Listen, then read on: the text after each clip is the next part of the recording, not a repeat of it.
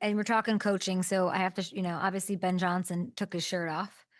So you and I talked about Josh McDaniel being, an attractive coach. I told you the NFC North's where it's at, Gronk. We had this Yeah. moment. Have you ever seen Bill Belichick with his shirt off? Oh yeah, it's pretty a scary moment. In I've what? seen it happen before, but When? When? it's I can't recall, but I know I've seen it before. But Ben You Johnson, let's erased it get from your back to Ben memory. Johnson. He's pretty jacked. He is. He's pretty ripped. I see why he would take his shirt off. I mean, he's showing the players what's up. Look at him go. I'm surprised. He is that diesel. There's a lot more diesel coaches in the NFL now than compared to back in the day when, the typical coach was just way overweight. So you got to give it to Ben Johnson hyping up his players, and he's doing a heck of a job. They're the number one seed in the NFC right now, and it's well deserved for him to take off his shirt and keep it going. If it's him being him, then I'm all for it. Have you been to Wiener Circle? I don't know what Wiener Circle is. Oh, Wiener's Wiener Yes, Circle I is don't. a 24, I think it's 24 hours. It was when I lived in Chicago. It's a hot dog joint in Chicago, and the gimmick is like the wonderful people who work there just like yell at you. They like read you for filth. And you have to almost like give it back to them to get your order. It's like it's definitely like a unique experience, and that's why he took his shirt off, because they said they'd give out free hot dogs to Chicagoans if he took his shirt off. But they said this like a long time ago, so I'm wondering if he's been like hitting the gym more because he was like waiting for the right moment to take his shirt off. You know what I'm saying? Because he Yes, looks. yes. That's So it's probably what happened there. premeditated. He was getting I pumps really, in. yeah, I really like that of Ben Johnson. He's not just for the team; he's for the whole organization. He's for the fans too. So I'm telling you this: Chicago's absolutely loving Ben Johnson right now. And I bet you the line for those free hot dogs Look at is down the street, probably a look mile or at two long. You look at that. there it I love is. it. I love Yeah. it. Good for the city of Chicago. They deserve the Chicago Bears need to be good every year. It's good for the NFL. It's good for the city. It's good for the Bears, and just overall the fans as well. They're so passionate in Chicago. This is great to see the Bears back, and it's because of Ben Johnson as well. I agree. You have Ben Johnson, shirtless maniac, calling things out in press conferences to get us all these things. And then you have Matt LaFleur, you know, two very different dudes.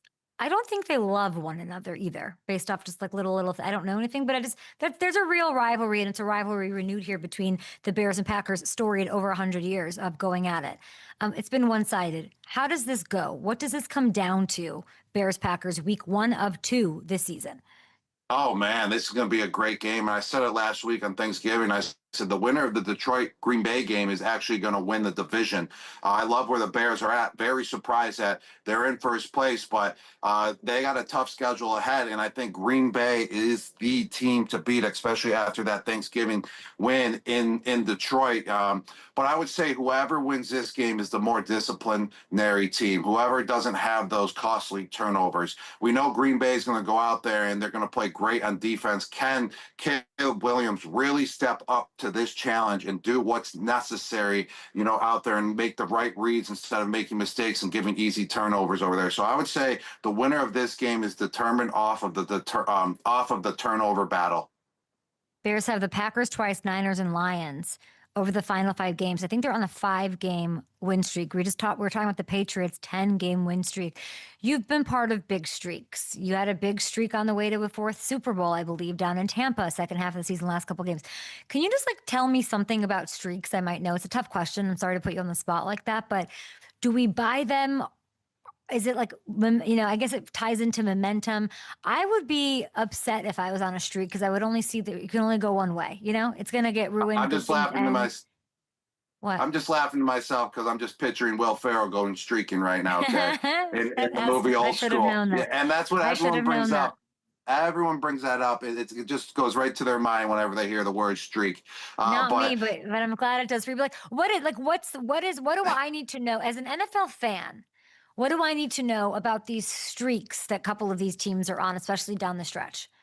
I would say the streaks are more important down the stretch than at beginning of the year because going into the playoffs is where you want all the momentum. You want your team healthy. That's first off the most important thing is who has the healthiest team going into the playoffs.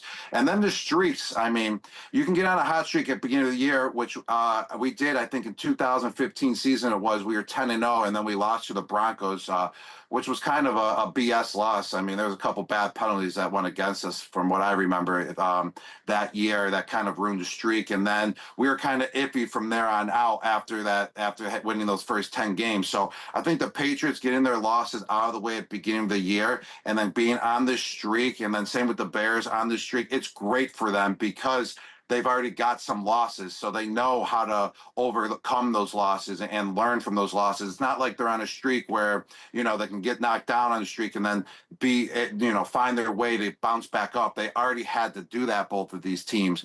So I think they're in good positions with these streaks. They're good momentum builders, and going into the playoffs, they need to keep it going as well. You don't want to dip. Everything matters more after Thanksgiving.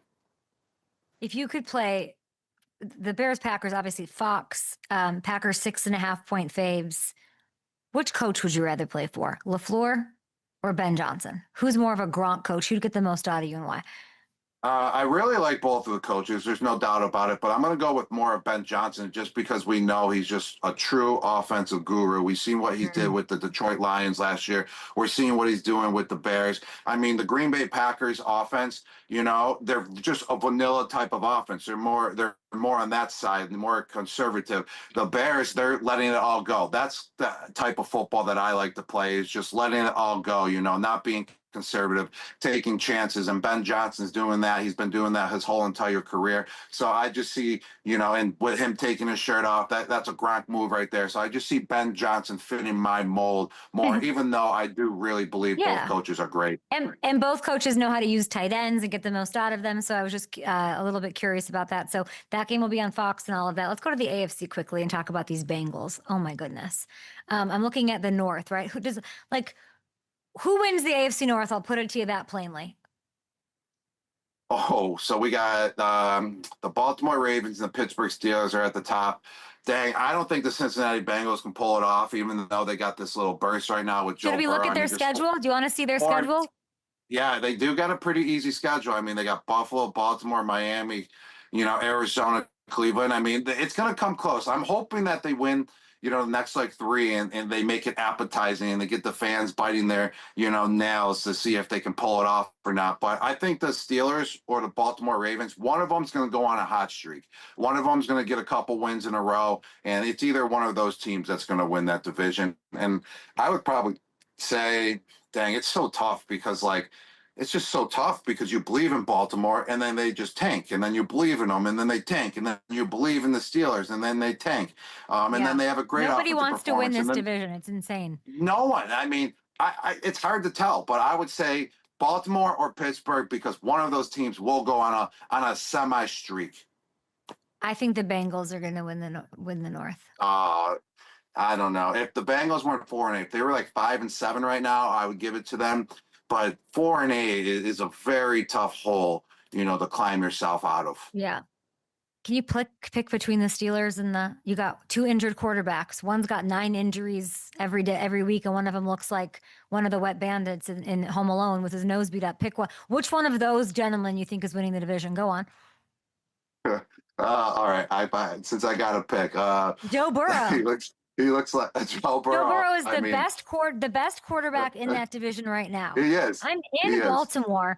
This defense, I've never seen anything like it, and neither have you, because you played with the best quarterback in the National Football League in history.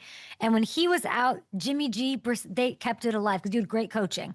You guys had great discipline through and through. And I bet you Tom was a part of all of it. It all stayed on the rails. I'm not saying Flacco's bad. Flacco could have. When Joe was back on that field for pregame, I'm not joking, it was the defensive guys, Gronk. It was the DJ Turners. It was those guys saying, we can freaking win now. We're going to go win. We're going to drop. We know we can drop 30 plus. We're going to dig deep, and that's what's going to happen. And that was I've never really seen anything like that. This idea, no T. Higgins, Joe Burrow inspires that belief in them. So in me, I think that they're going to win the division. Go on. You tell me who you think.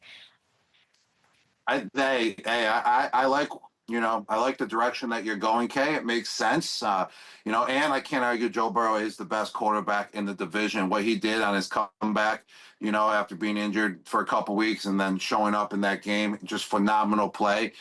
You got to love what he just did. And Cincinnati Bengals fans were definitely thankful on Thanksgiving that he was back and grateful for Joe Burrow. But I'm going to go with the Pittsburgh Steelers. I think they got All the right. most complete team in the division. They just got to put it together. And there's a lot of nonsense going on. There's a lot of he, she, say, and what's going on with the Steelers organization. I feel like they're going to put it together. They're going to finally dig deep. We've been waiting for Pittsburgh Steelers Nation, been Mm-hmm. waiting for them to steal up, to get tough again. And I feel like they're going to dig deep once again, and they're going to be able to pull it off and drive down the field and pick it up in all aspects of the game. They have the pieces to do it. They just got to finally dig deep enough to pull it off and do it. I feel bad for Aaron. I do. I mean, he's playing good football. It's not I know. really I on feel his bad. shoulders. Yeah, I I feel feel bad. bad too. That's why I said, like, they got to pick it up around him. And once they do, if they do, I feel like they can possibly. And the defense has to pick it up as well for the Steelers. And they're known for their defense, and they're not, playing so great. And I feel like they can, though, still, especially with, TJ Watt over there on the defensive side of the ball and his skill set that he has. But I do feel bad for Rodgers. It's not on his shoulders. He's playing great ball going into his 40s. He absolutely is. And I think that, yeah. Interesting. We'll take a short break. You take your water break, my friend, and You're I right. will be I will. back I'm after sweating this. over here right now. I know. You're really doing Lord's work. We don't have a second guess. You were the absolute best. We'll be back on FanDuel TV, on YouTube with our guy Gronk after this, our big champ.